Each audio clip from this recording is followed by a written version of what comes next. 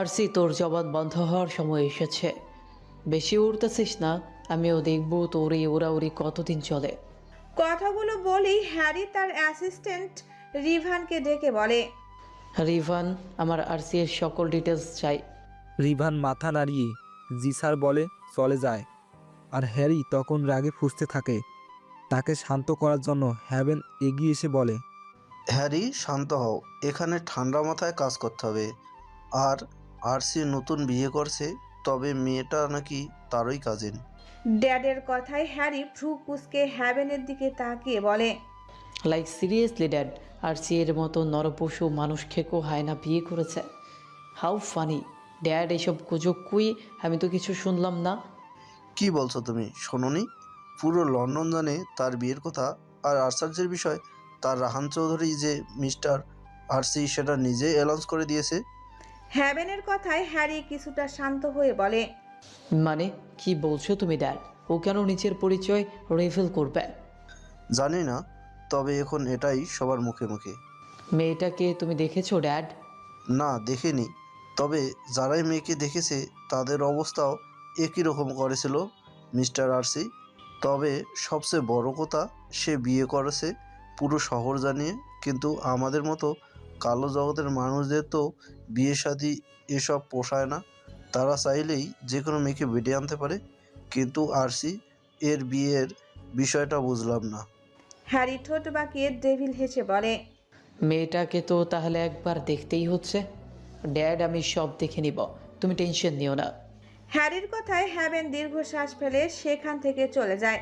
আর Harry দাঁড়িয়ে দাঁড়িয়ে ভাবতে থাকে মেয়েটাকে সে দেখবে কি করে। জান বাবা, আমি তোমার জন্য মেয়ে দেখেছি। ইনশাল্লাহ আগামী শুক্রবার তোমার বিয়ে। মেয়েটা কে আম্মু? তোমার মামাতো বোন পাহিয়া। আম্মু, আমার জানেমানকে এনে দাও। আজ এক্ষুনি আমি বিয়ে করবো, তবু অন্য মেয়েকে না। জায়ান বাবা, কেন বুঝতে পারছিস না? শ্রাবন্তী এখন বিবাহিত, তুই আর কখনোই ওকে পাবি না। আর কতদিন এভাবে থাকবি বল? বয়স তো 27 পেরিয়ে গেল। আমারও তো ইচ্ছে করে ছেলের বউ দেখার, বুড়ো বয়সে নাতি নাতনি নিয়ে খেলার। জাইনা শিকদারের কথায় জায়ান আলতো হেসে সোফা ছেড়ে উঠে তার মায়ের সামনে এসে তার মায়ের কপালে একটা চুমু খেয়ে বলে।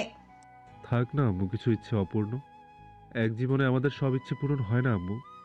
আমি আমার জানেমানকে এতদিন ভালোবেসেছিলাম, আজও ভালোবাসি, আর কালও তাকেই ভালোবাসবো। আমি ওর জায়গায় অন্য কাউকে দিতে পারবো না আম্মু।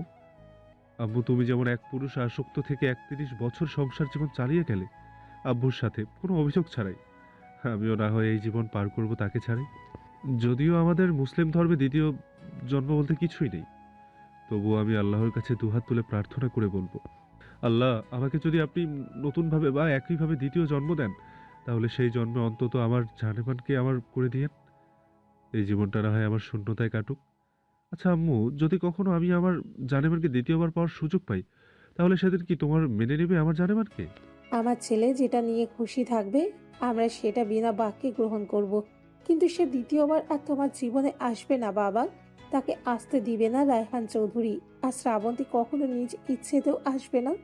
আমি আশায় আছি আম্মু। আল্লাহ যদি কোনো মিরাক্কেল করে ভাগ্যক্রমে তাকে পাওয়ার দ্বিতীয় সুযোগ আল্লাহ আমাকে করে দেন। কিন্তু বাবা, আমি তোর এই অবস্থা সহ্য করতে পারছি না। আমার একটা মাত্র ছেলে তুই, তোর কষ্ট আমি কিভাবে সহ্য করব বল? জাইনা শিকদারের কথায় জায়ান মলিন হেসে বলে। ভালো করে তাকিয়ে দেখো আম্মু, আমি ঠিক আছি। সব ভোলার চেষ্টা করেও অফিসে যাচ্ছি। হয়তো তার শূন্যতা আমাকে কুড়ে খাবে, তবুও আমি আর তার সুখের জীবনে তৃতীয় ব্যক্তি হব না। থাকুক না সে ভালো, আমি তো তাতেই খুশি। ভালোবাসার মানুষটা সুখী আছে, এর থেকে আর বেশি কি চাওয়ার আছে? জায়ান, তুই একটাবার ভেবে দেখ, পাহিয়া তোকে ভালোবাসে। তুই ওকে বিয়ে। জাইনা শিকদারকে পুরো কথা শেষ করতে না দিয়ে জায়ান দীর্ঘশ্বাস ফেলে বলে। আম্মু, আমি ফাহিয়ার ব্যাপারটা জানি, কিন্তু আমি ওকে ছোট বোন ব্যতীত কিছুই ভাবি না। আর একটা কথাও না, আমি অফিসে যাচ্ছি, তোমার হাসি মুখটা দেখে যেতে চাই। ছেলের কথা শুনে জাইনা শিকদার টলমলে চোখে মলিন হাসে। তাকে হাসতে দেখে জায়ানও হাসে। তারপর জায়ান তার আম্মুর কপালে চুমু দিয়ে বাড়ি থেকে বেরিয়ে যেতে যেতে বলে। আম্মু, রাতে আমার পছন্দের বিরিয়ানি চাই, রান্না করে রেখো। আব্বু, আমি আর তুমি আজ একসাথে খাবো। কথাটা বলেই জায়ান চলে যায়। আর তার যাওয়ার দিকে তাকে ডুকরে কেঁদে উঠে জাইনা শিকদার। সে শাড়ির আঁচলে মুখ চেপে ধরে আল্লাহর কাছে 2 হাত তুলে বলে, আল্লাহ, তুমি আমার ছেলেটার কষ্ট কমিয়ে দাও। আমার ছেলেকে নতুন করে বাঁচার পথ দেখাও। আমি শ্রাবন্তীর নামে তোমার কাছে কোনো অভিযোগ করব না। মেয়েটা তো আর নিজ ইচ্ছেতে এগুলো করেনি। আল্লাহ, তুমি আমার ছেলে আর শ্রাবন্তী দুজনকে দুজনের দিক থেকে ভালো রেখো। এই যে তোমাদের পাসপোর্ট ভিসা সবারগুলো একসাথেই আছে, আর আজ রাত 11টায় সবার ফ্লাইট। রায়হান ভিসা আর পাসপোর্টগুলো মুক্তার খানের দিকে বাড়িয়ে দিতে দিতে কথাগুলো বলে। রায়হানের হঠাৎ এমন কথায় উপস্থিত সবাই বেশ অবাক হয়। শ্রাবুর চোখে পানি জমে আর লিসান মার্টিন এগিয়ে এসে বলে, রাহেন, তুমি এটা কি বলছো? সবাই চলে যাবে মানে? সবাই আরো কিছুদিন থাকবে এখানে, আমি কাউকে যেতে দেব না। লিসান মার্টিনের কথায় রায়হান তার দিকে তাকিয়ে বলে, পাপা, তুমিও কাল সকাল 8টার ফ্লাইটে সুইজারল্যান্ড যাচ্ছ? রায়হানের পরপর কথায় হতভম্ব হয়ে যায় লিসান মার্টিন। সে রায়হানকে আবারও পাল্টা প্রশ্ন করে, কোনো সুইজারল্যান্ড যাব কেন? আর সবাইকে তুমি এত তাড়াতাড়ি বাংলাদেশ পাঠাচ্ছ কেন? বিকজ এসকে কোম্পানি 100 কোটি টাকার ডিলের শেষ তারিখ পরশুদিন, সেখানে মামাকে থাকতেই হবে। অবশ্য আমি সব কিছু করে দিয়েছি, তবুও মামাকে থাকতে হবে।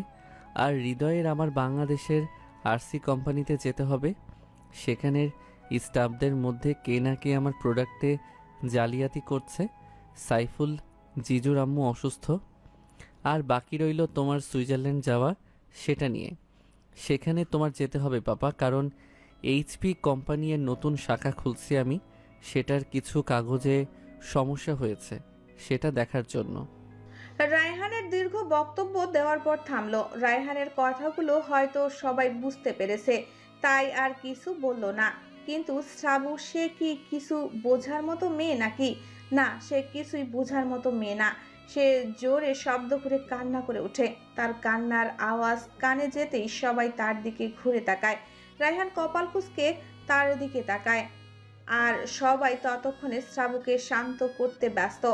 হৃদয় শ্রাবুকে জড়িয়ে ধরে বলে, এই জান বাচ্চা, কাঁদছিস কেন? আমরা কি আবার আসবো নাকি? কোম্পানির ঝামেলা শেষ হলেই আমরা আবার আসবো। আর রায়ান তো তোকে বাংলাদেশে নিয়ে যাবে। সোনা বোন আমার, কান্না করে না আমার পাখি। শ্রাবু হেসকে তুলে কান্না করতেই থাকে আর তাকে সবাই সান্ত্বনা দিতে থাকে। কিন্তু শ্রাবুর কান্না যেন রায়হানের সহ্য হলো না। সে রাম ধমক দিয়ে শ্রাবুকে চুপ করিয়ে বলে, শ্রাবু হেসকে তুলে কান্না করতেই থাকে আর তাকে সবাই সান্ত্বনা দিতে থাকে। কিন্তু শ্রাবুর কান্না যেন রায়হানের সহ্য হলো না। সে রাম ধমক দিয়ে শ্রাবুকে চুপ করিয়ে বলে, থাপড়ে তোর দাঁত ফেলে দিব। বাতাসে বড় হয়েছিস, 21 বছরের মেয়ে ফ্যাস করে কান্না করছিস। শুনিসনি কোম্পানিতে ওনাদের দরকার? রায়হানের ধমক খেয়ে চুপসে যায় শ্রাবু। তবে তখনই হেসকি তুলছিল। রায়হানের হঠাৎ রেগে যাওয়ার কারণটা কেউ বুঝলো না। কি এমন হলো যে বিয়ের 2 দিন না যেতেই শ্রাবুর সাথে এমন ব্যবহার করছে? তবুও কেউ বেশি একটা মাথা ঘাটালো না, কারণ সবাই জানে রায়হান কতটা উগ্র মেজাজের। হয়তো কোনো বিষয় নিয়ে আপসেট, তাই এতটা রেগে আছে। না হলে রায়হান তো সচরাচর শ্রাবুর সাথে এমন ব্যবহার করে না। রায়হান সবাইকে দাঁড়িয়ে থাকতে দেখে নিজেকে সামলে শান্ত দৃষ্টিতে সবার দিকে তাকিয়ে বলে, এখন তো দুপুর 12টা বেজে গেছে, এখনই সবাই সবার জিনিসপত্র গুছিয়ে নাও। পাপা, তুমিও তোমার জিনিসপত্র গুছিয়ে নাও। আর অ্যাঞ্জেল, আমরা কাল সকালে এইচপি হাউসে ফিরে যাব। ওখান থেকে আমার অফিস কাছে, তাই তোর কোনো সমস্যা হবে না। সবাই রায়হানের কথার সম্মতি জানিয়ে একে একে জায়গা ছাড়ে। আর শ্রাবু তখন সেখানে দাঁড়িয়ে মাথা নিচু করে হেসকে তুলছিল। রায়হান দীর্ঘশ্বাস ফেলে শ্রাবুর কাছে গিয়ে তাকে পাজা কোলে তুলে নিয়ে উপরে যেতে থাকে।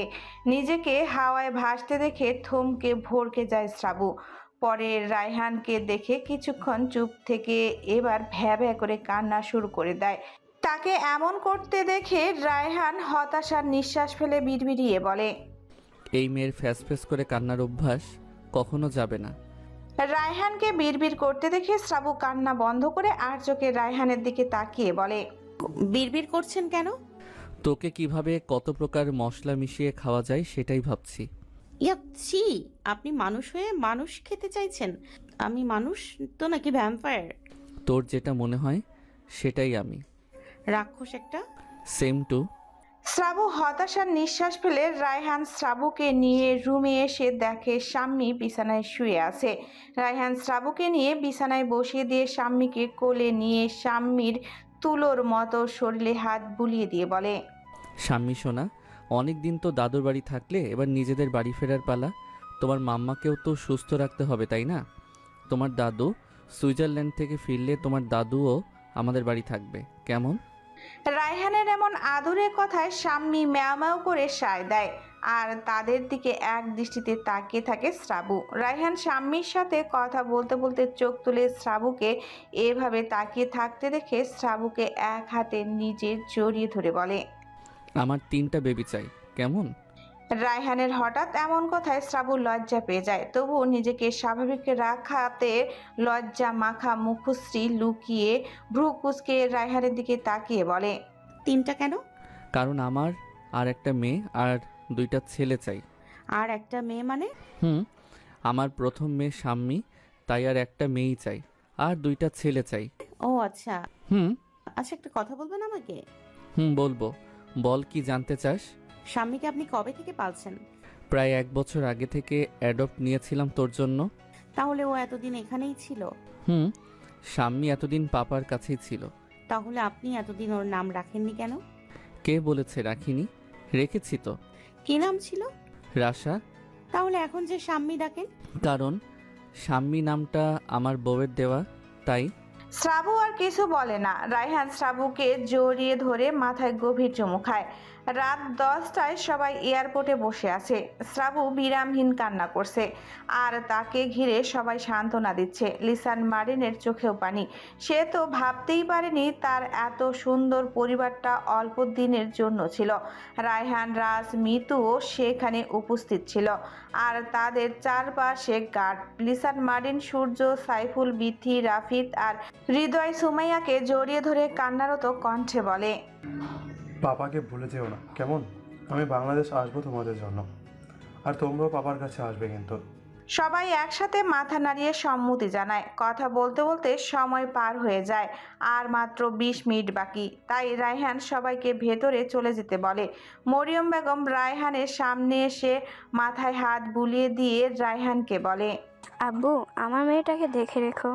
ওর বয়স হয়েছে ঠিকই, কিন্তু এখনো বাচ্চা মেয়েটাই রয়ে গেছে। তারপর মুক্তার খান এগিয়ে এসে রায়হানকে বলে, রায়হান, আমি কোনোদিন তোর কাছে কিছু চাইনি, তবে আজ চাইছি। আমার মেয়েটার সাথে আমি বড্ড অন্যায় করেছি। তুই ওকে দেখে রাখিস। আমার কলেজের টুকরা মেয়েটাকে তোর হাতে তুলে দিলাম। রায়হান তাদের আশ্বস্ত করে বলে, তোমরা চিন্তা করো না, আমি আমার সর্বোচ্চ দিয়ে আগলে রাখবো। আমার মৃত্যুর আগ পর্যন্ত তোমাদের মেয়ে সুরক্ষিত থাকবে। আমার কাছে এই বিশ্বাস রাখতে পারো। এভাবে সবাই কথা বলে চলে যায়। সূর্য যেন কান্না থামছেই না। সে বারবার পিছু ফিরে শ্রাবুকে দেখছে। তার মনে হচ্ছে তার কলিজা ছিঁড়ে কেউ রেখে দিচ্ছে। সে যেতে গিয়েও আবারও পিছু এসে শ্রাবুকে বুকে জড়িয়ে কান্না করতে করতে বলে, শোনো বোন আমার, ভালো থাকিস পাখি। আমার খুব কষ্ট হবে তোকে ছাড়া থাকতে। তোর জন্যই আমি শ্বশুর বাড়িতে ঠিকমতো থাকতামও না, আর আজ তোকে ছেড়ে বহু দূর থাকতে হবে। আমার কলিজা ছিঁড়ে যাচ্ছে সোনা। আপি, আমারও কষ্ট হচ্ছে, তুমি থেকে যাও প্লিজ আমার সাথে। আমাকে কে আগলে রাখবে? কে আমাকে সকালে ঘুম থেকে ওঠাবে? ও আপি, তুমি আমার সাথে এই দূরদেশ থেকে যাও না। সূর্য শ্রাবুকে জড়িয়ে ধরে রেখে রায়হানকে বলে, ভাই আমার, সোনা বোনটাকে কষ্ট দিস না। আমার সোনা বোনটা অনেক ছোট, তাকে দেখে রাখিস। আমার পাখিকে একটু আঘাত করিস না। আপাই, আমি তোর সোনা বোনকে কষ্ট দিব না। এবার যা, সময় হয়ে গেছে। সূর্য আর কিছু না বলে শ্রাবুর কপালে চুমু দিয়ে শ্রাবুকে ছেড়ে চলে যেতে নিলেই শ্রাবু চিৎকার করে কান্না করে বলে, আপনি আমাকে ছেড়ে যেও না এই অচেনা দেশে। আমি তোমাকে ছাড়া ভালো থাকবো না। ও আপনি আমাকে আমার কাছে থেকে যাও। সূর্য শ্রাবুকে জোর করে ছাড়িয়ে নিয়ে ভেতরে চলে যায় সবার সাথে। আর এইদিকে শ্রাবু কান্না করতে থাকে। সময়ের গতিতে প্লেন আকাশে উঠতেই শ্রাবুর কান্নার বেগ বাড়ে। রায়হান তাকে জড়িয়ে ধরে রাখে, তবে মুখে কিছু বলছে না। এই মেয়েটা কি বুঝে না তার চোখের এক ফোঁটা পানি আরেকজনের কলিজা ছিঁড়ে যায়? রায়হানের চোখের কার্নিশ লাল হয়ে যায়। হঠাৎ রায়হান অনুভব করে শ্রাবু তার বক্ষেই অস্বাভাবিকভাবে ছটফট করছে। রায়হান ঘাবড়ে গিয়ে তৎক্ষণাৎ শ্রাবুর মাথাটা বুক থেকে তুলে উদ্গ্রীন্ন হয়ে বলে, এই জান, কি হয়েছে তোর? তুই এমন করছিস কেন? হলুদিয়া, কোথায় কষ্ট হচ্ছে বল আমায়। পাখি, কি হয়েছে তোর? বল না আমায়। এইরকম করছিস কেন অ্যাঞ্জেল? শ্রাবু বড় বড় শ্বাস নিতে নিতে রায়হানকে বলে, রায়হান ভাইয়া, আমার মাথা ভীষণ ব্যথা করছে। এই জান, কি বলিস তুই?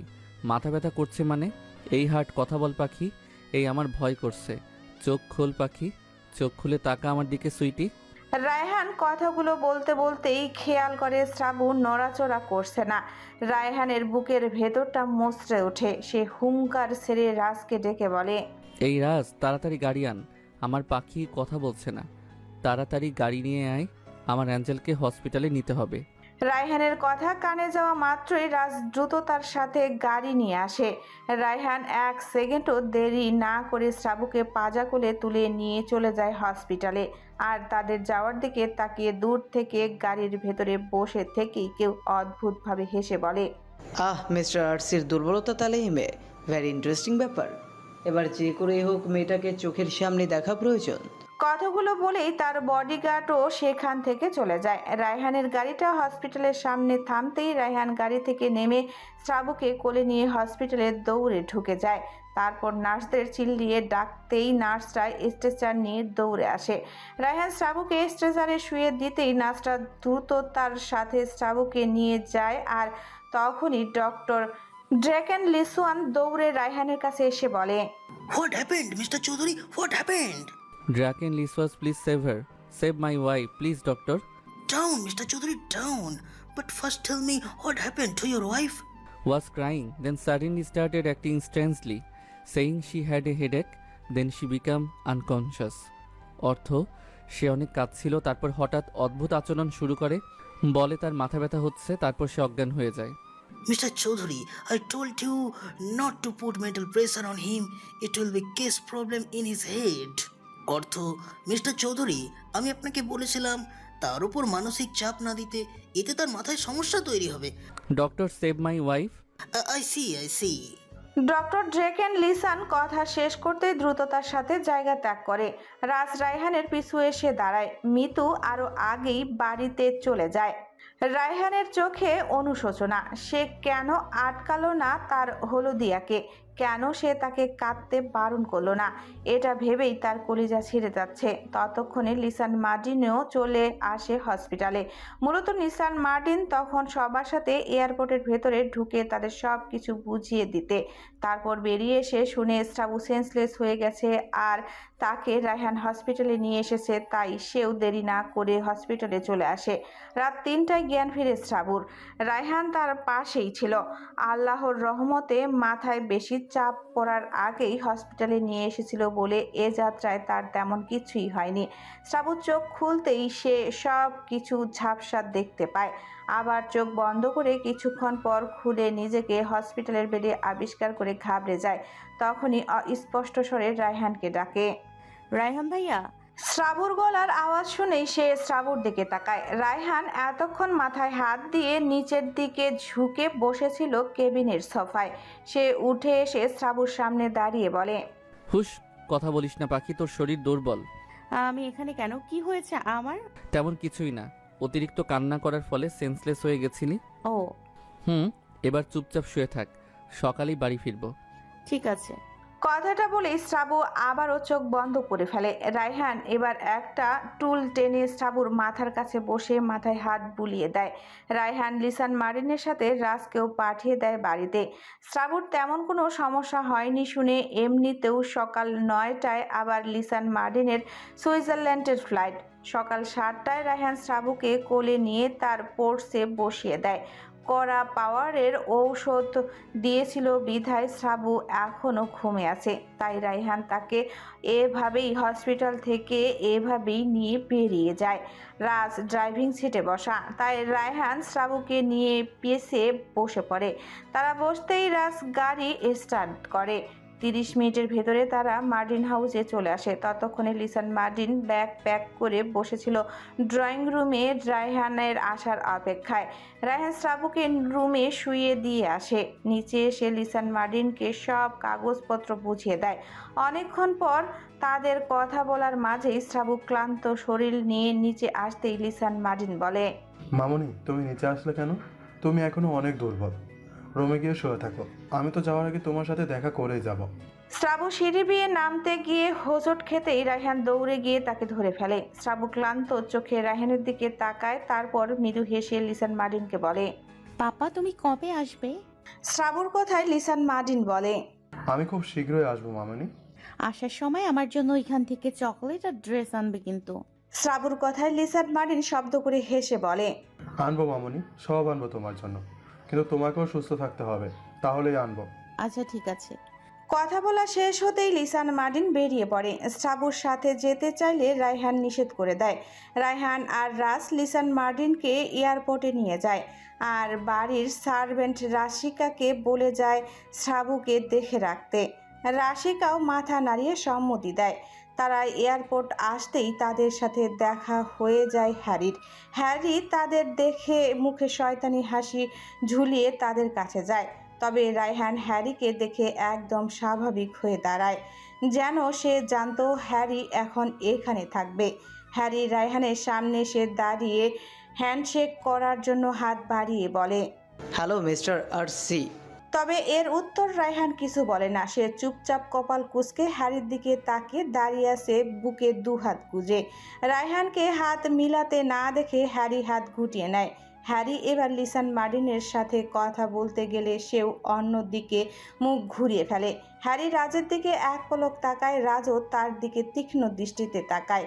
হ্যারির হালকা হেসে রায়হানকে বলে, secret mafia mister RC. Oh sorry, এখন তো আর সিক্রেট নেই। শুনলাম আপনি নাকি বিয়ে করেছেন।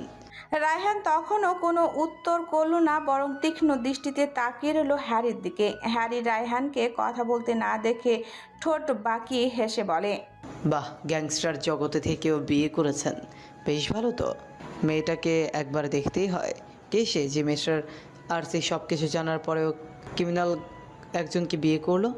হ্যারির কথায় এবার রায়হানের গম্ভীর গলা শোনা গেল, একবার চোখ তুলে দেখ, তোর চোখ আমি উপড়ে ফেলবো।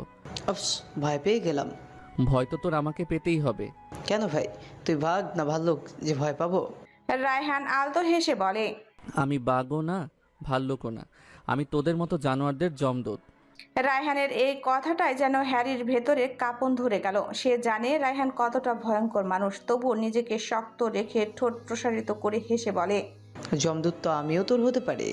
আরসি এর মতো হয়ে দেখা? ক্ষমতার ভয় দেখাস? ওইসব ছোট লোকই কাজ আমার দ্বারা হবে না। ক্ষমতা আমি নিজে কেড়ে নিয়েছি, কারো ক্ষমতা দেখানো এই মিস্টার আরসি এর ধাঁচে নেই। তোর ক্ষমতা একদিন ধুলোয় মিশবে। অপেক্ষায় থাকলাম। হ্যারি আর কিছু না বলে সেখান থেকে চলে যায় আর রায়হান লিসান মার্টিনের সাথে এয়ারপোর্টে ঢুকে যায়। লিসান মার্টিনকে প্লেনে তুলে দিয়ে রায়হান আর রাজ ফিরে আসে মার্টিন হাউসে। রায়হান ফিরে এসে দেখতে পায় শ্রাবু কাউচে গুটিসুটি মেরে শুয়ে ঘুমাচ্ছে। মুখটায় ক্লান্তির ছাপ স্পষ্ট, শরীর দুর্বল, হলুদ ফর্সা শরীর রক্তশূন্যতায় সাদা হয়ে আছে। রায়হান এগিয়ে গিয়ে শ্রাবুর সামনের ফ্লোরে বসে পড়ে, তারপর আলতো হাতে তার মুখের উপর পড়ে থাকা চুলগুলো খুব যত্ন সহকারে কানের পিঠে গুজে দেয়। তারপর আলতো করে কপালে ঠোঁট ছুঁয়ে শ্রাবুর কানের কাছে ফিসফিস করে বলে, তোকে আমার কাছে যে কেড়ে নিতে চাইবে আমি তার প্রাণ কেড়ে নিব। আই সোয়ার জান, আমার কাছ থেকে তোকে কেড়ে নেওয়ার আগেই আমার তার জান কেড়ে নিব। আমার কাছে তুই ছাড়া পৃথিবীর সব মূল্যহীন। তুই আমার ভালোবাসা নাকি জানি না, কিন্তু তুই আমার অবসেশন, আনহেলদি অবসেশন। শ্রাবু কড়া পাওয়ারের মেডিসিন খেয়ে ঘুমানোতে সে রায়হানের বলা কথাগুলো শুনতে পারল না। সময় বয়ে যায় আপন গতিতে। দেখতে দেখতে 1 মাস পার হয়ে গেল। আজ রায়হান আর শ্রাবুর বিয়ের পুরো 1 মাস হলো। লিসান মার্টিনও আর কিছুদিনের ভেতরে চলে আসবে। রায়হান শ্রাবুকে নিয়ে সেদিন এসপি হাউসে চলে এসেছিল। রায়হান এখন তার 24 ঘন্টা থেকে 14 ঘন্টায় শ্রাবুকে সময় দেয় আর 10 ঘন্টা নিজের অফিসে আর সকল কার্যক্রম চালায়। মিতু আর রাজের বিয়েও ঠিক হয়ে গেছে। এই তো আর কিছুদিন পরই তাদের বিয়ে। রাজ বড় অনুষ্ঠান করে বিয়ে করাতে চাইলেও মিতু বলে দেয় সে শুধু ঘরোয়াভাবে করবে, এতে সবাই তার কথায় রাজি হয়। এর মাঝে হ্যারি অনেকবার চেষ্টা করেছে শ্রাবুকে দেখার, কিন্তু রায়হানের জন্য কোনোভাবেই সফল হয়নি। সে কয়েকবার শ্রাবুকে দেখে, তবে সেটা পেছন থেকে সামনে থেকে দেখা হয়নি তাই সে এখনও চেষ্টা করেই যাচ্ছে শ্রাবুকে দেখার। সন্ধ্যায় মন খারাপ করে রুমের বারান্দায় বসে আছে শ্রাবু। তার মন খারাপের কারণ রায়হান। আজ তাদের বিয়ের 1 মাস হলো, সেটাও ওনার মনে নেই। শ্রাবু মন খারাপ নিয়েই বিড়বিড়িয়ে বলে, মানলাম 6 বছর হয়ে গেছে বিয়ের, কিন্তু সেটা তো আমার অজানা ছিল। কিন্তু এবার তো আমার মতেই বিয়ে হয়েছে। তবু কেন সে 1 মান্থ অ্যানিভার্সারির কথা মনে রাখলো না? আজ আসলে কথা বলবো না, আর না আমি আজ কিছু খাবো। কথাটা বলতে বলতেই সে খেয়াল করে রায়হান রুমে ঢুকেছে, তাই সে ঘাড় ঘুরিয়ে তাকিয়েছিল। শ্রাবু দেখেও না দেখার মতো করে গালে হাত দিয়ে আবারও সামনের দিকে ঘুরে বসে। রায়হান তাকে এমন করতে দেখে গায়ের কোটটা খুলে বিছানার উপরে রেখে ভ্রু কুঁচকে তার দিকে কিছুক্ষণ তাকিয়ে থাকে। শ্রাবু রায়হানের কোনো সারা শব্দ না পেয়ে আবার পেছনে ফিরতেই দুজনের চোখের মিল হয়। শ্রাবু আবারও তড়িৎ বেগে সামনে ঘুরে তাকায়। রায়হান শ্রাবুর ভাবসাব বুঝতে না পেরে শব্দহীন পা ফেলে শ্রাবুর সামনে গিয়ে হাঁটু গেড়ে ফ্লোরে বসে। তারপর শ্রাবুর মুখটা নিজের 2 হাতের আজলাই নিয়ে বলে, হলুদিয়া কি হয়েছে? মন খারাপ কেন? শ্রাবু কিছু না বলে মুখ ভেঙচে অন্যদিকে ঘুরে বসে। তাকে এমন করতে দেখে রায়হান আবার শ্রাবুর মুখটা নিজের দিকে ঘুরিয়ে বলে, আজ আমরা বাইরে ঘুরতে যাব, যাবি? তৎক্ষণাৎ শ্রাবুর রাগান্বিত স্বরে উত্তর করল, না, যাব না। আজ তোকে নিয়ে সোলমেট হাউসে যাব। ওখানে কেন? কিছু কাজ আছে ওইখানে। আমি যাব ভাবলাম তোকেও নিয়ে যাই, যাবি? যাব। তাহলে রেডি হয়ে নে, আমি শাওয়ার নিয়ে আসছি। বেডের উপর তোর জন্য আমি প্রিন্সেস গাউন এনেছি, সেটাই পরবি, কেমন? রায়হান আর কিছু না বলে শ্রাবুর কপালে আলতো চুমু খেয়ে চলে যায়। শ্রাবুর গাউনের ব্যাপারটা সিম্পল ভাবেই নিল, কারণ রায়হান একদিন পর পরই শ্রাবুর জন্য বিভিন্ন কিছু আনে, এই যেমন ড্রেস, কসমেটিক ইত্যাদি। শ্রাবুর রুমে এসে গাউনটা নিয়ে চলে যায় হলদিয়া ড্রিমস মলে।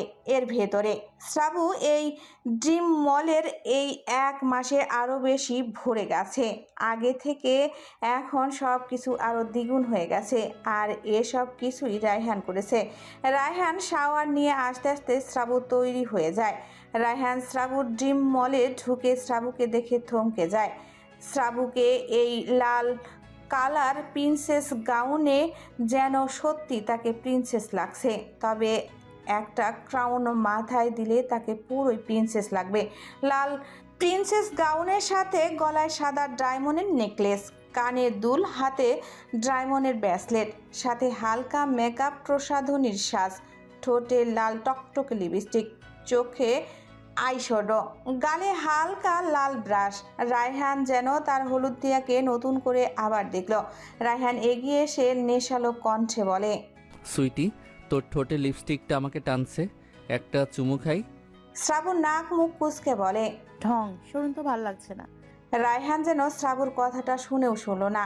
শ্রাবুর রায়হানের সামনে থেকে সরে আসতে নিলেই রায়হান শ্রাবুর হাত ধরে টান দিয়ে আবারও নিজের সামনে এনে দাঁড় করিয়ে আস্তে করে শ্রাবুর ঠোঁটে চুমু খায়। শ্রাবু হতবাক হয়ে রায়হানের দিকে তাকিয়ে থাকে। তাকে এভাবে তাকিয়ে থাকতে দেখেও রায়হান শ্রাবুকে রেখে তার কালেকশন সেক্টরে চলে যায়, আর শ্রাবু তখনও তার দিকে তাকিয়েছিল। 20 মিনিট পর রায়হান রেডি হয়ে নিচে এসে দেখে শ্রাবু সোফায় বসে বসে চকলেট খাচ্ছে। রায়হান শ্রাবুর কাছে আসতেই শ্রাবু হা করে তাকিয়ে থাকে রায়হানের দিকে। রায়হানের পরনের ডিপ লাল কালারের সিল্ক শার্ট আর সাথে কালো ফর্মাল প্যান্ট, হাতে রিস ওয়াশ, চোখে কালো সানগ্লাস, চুলগুলো জেল দিয়ে সেট করা। তাকে নিজের দিকে এভাবে তাকিয়ে থাকতে দেখে রায়হান বাঁকা হেসে শ্রাবুকে কোলে তুলে নেয়। আকস্মিক ঘটনায় শ্রাবু ঘাবড়ে গিয়ে 2 হাতে রায়হানের গলা জড়িয়ে ধরে, তবুও যেন রায়হানের দিক থেকে চোখ সরাচ্ছে না। রায়হান শ্রাবুর নাকে নাক ঘষে বলে, চকলেটটা খেয়ে শেষ কর, তারপর আমাকেও তো আবার তোর খেতে হবে। রায়হানের কথার মানে বুঝতে পারে না। শ্রাবু ড্যাব ড্যাব করে তাকিয়ে থাকে রায়হানের দিকে। রায়হান ঠোঁট বাঁকিয়ে হেসে বাহিরে এসে তার পোর্সের ফ্রন্ট সিটে শ্রাবুকে বসিয়ে দিয়ে নিজেও ড্রাইভিং সিটে বসে পড়ে। তারপর গাড়ি স্টার্ট দিয়ে চলে যায় সোল্টমেন্ট হাউস বাড়ির বাহিরে নেম প্লেটে লেখা নামটা শ্রাবু বাড়িটি দেখে মুগ্ধ নয়নে তাকিয়ে থাকে। এটা ছোট কেচি গেট, চারপাশে ফুল গাছের বাহার, গোলাপ ফুলের মিষ্টি ঘ্রাণে চারিপাশ মুখরিত। শ্রাবুর কাছে এটা বাড়ি কম বাংলোই লাগলো বেশি। বাংলোটি পুরো কালো রঙের, তবে চারিপাশ ফুল গাছের সাথে লাইটিং করা, আর উপরে ফেরি লাইটিং দেখে মনে হচ্ছে কেউ খুব যত্ন সহকারে বাড়িটি সাজিয়েছে। শ্রাবু তার গাউন দু হাতে উঁচু করে ধরে চারিপাশ ঘুরে ঘুরে দেখে আর আস্তে আস্তে ভেতরে ঢুকে। আর তার পিছু পিছু রায়হান আসে। বাড়িটির সামনে এসে দাঁড়াতেই চোখ পড়ল বাম পাশে একটা দোলনায়। দোলনাটা পুরোটাই ফুল আর লাইটিং করে সাজানো, আর ডান পাশে সোফা সেট, তার উপর বিশাল বড় আকৃতির ছাতা বানানো ইট সিমেন্টের। শ্রাবুর চোখ ঘুরিয়ে আবারও দোলনার দিকে তাকাতেই দেখে দোলনার উপর লেখা হলদিয়া পাখি। সে সেদিকে পা বাড়াতেই পায়ের নিচে নরম কিছু অনুভব করে। ভ্রু কুঁচকে নিচে তাকাতেই লাইটের আলোতে দেখতে পায় তার পায়ের নিচে অসংখ্য গোলাপ ফুলের পাপড়ি। তার এটা দেখে মুখে এক অদ্ভুত আনন্দের হাসি ফুটে। সে হাসি মুখে রায়হানের দিকে চোখ তুলে তাকাতেই দেখে রায়হান দু হাত বুকে ভাঁজ করে রেখে তার দিকেই মুগ্ধ দৃষ্টিতে তাকিয়ে আছে। ফেরি লাইটের আলোতে শ্রাবুকে অপরূপ সুন্দরী লাগছে। তার ভাবনার মাঝেই শ্রাবু দৌড়ে এসে রায়হানের গলা দু হাতে জড়িয়ে ধরে বলে,